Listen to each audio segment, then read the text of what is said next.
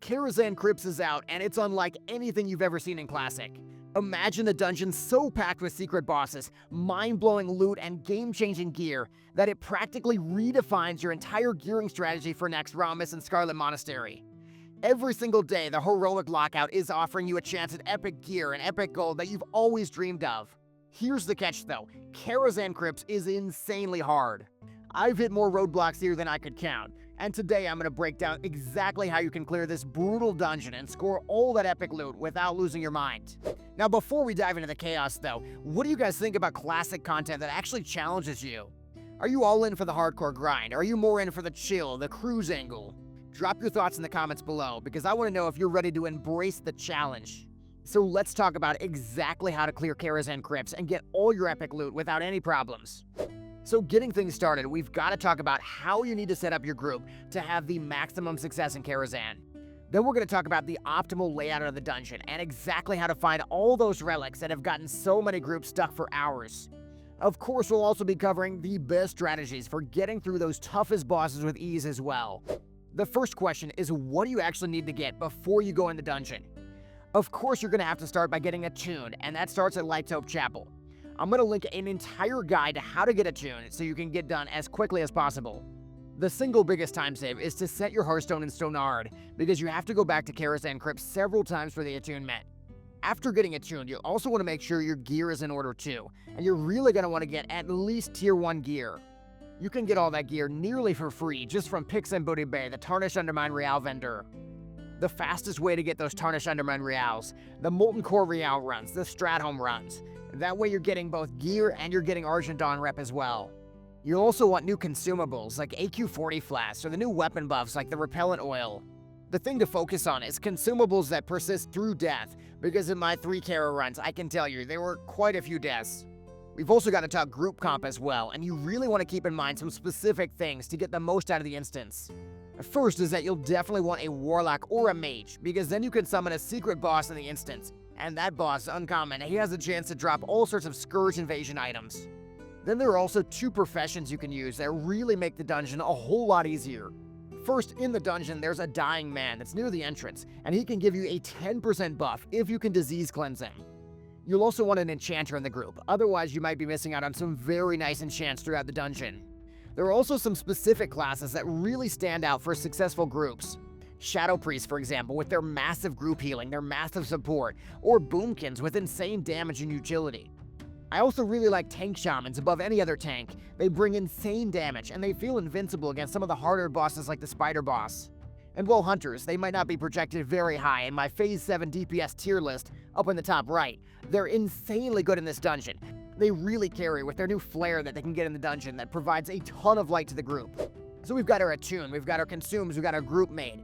The biggest question now is how to get through this dungeon in the most optimal way to make sure we get all the possible loot. I'll link a map below the video with the route I like to take that'll really make the whole dungeon make a lot more sense. So starting at the torch area, I always like to head down to the main area and immediately kill the warden to get his key. With that key, you'll have 3 different bosses to choose from to kill, and they all have unique drops as well. For example, physical DPS might want to kill Kagi for their Bis Necklace. I know the loot isn't fully mapped out yet, but the newest version of Atlas loot will definitely help a lot below the video. So as you explore the areas, you're really going to want to look for all these different relics, because you need 3 relics to unlock the final boss later.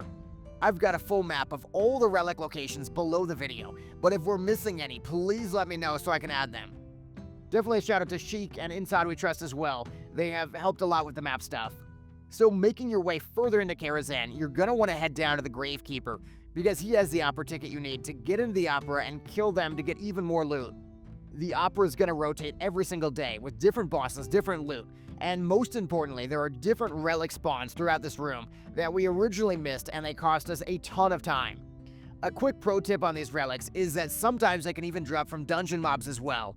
So I highly recommend the newest Nova Instance Tracker. That has a feature that shows you if anybody in your group loots a relic, and it can save you a lot of hours. If your group ended up getting stuck on these relics for a really long time, I want to hear your horror stories in the comments, because I bet a lot of us can relate to that. Moving further into the dungeon, under the water, into the Harbinger of Sin area, this is a boss that really gave us some trouble initially. See, it's so easy to line the tank, and it's really easy to get stuck when you're trying to run out of the explosion mechanic. Heading into the library next, a cool thing we learned is that you can talk to the gnome, and you can get this gnome to run into the spider area, and then when he dies, he's gonna drop a pattern for engineering goggles. These goggles give you a little bit more sight in the dungeon, but they also look extremely cool. Warlocks and mages as well, they can spawn the uncommon boss here, and he's gonna be in the first main area, and you're gonna wanna come back to him later.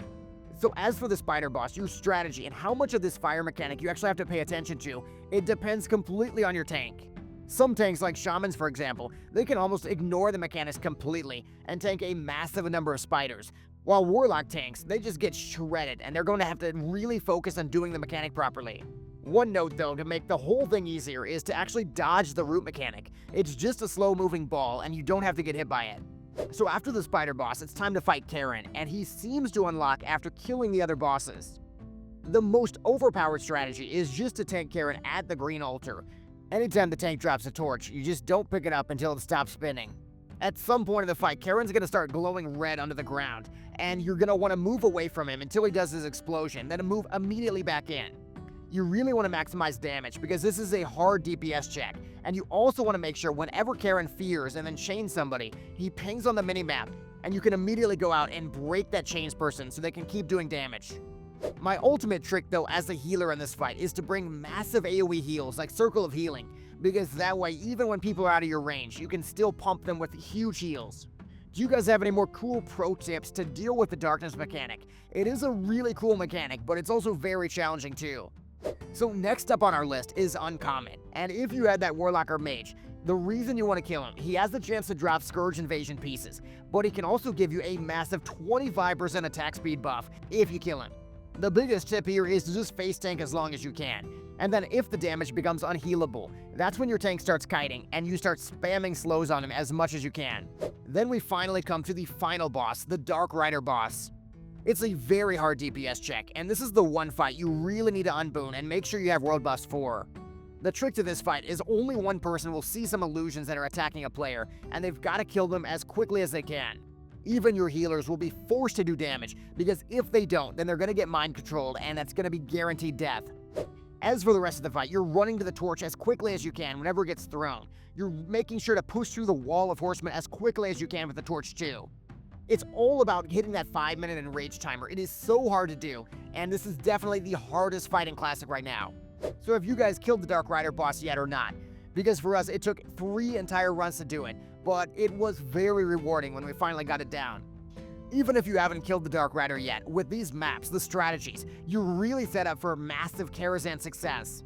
You're also set up for extremely good loot, like the disgustingly good necklaces that are 3 times better than my current ones.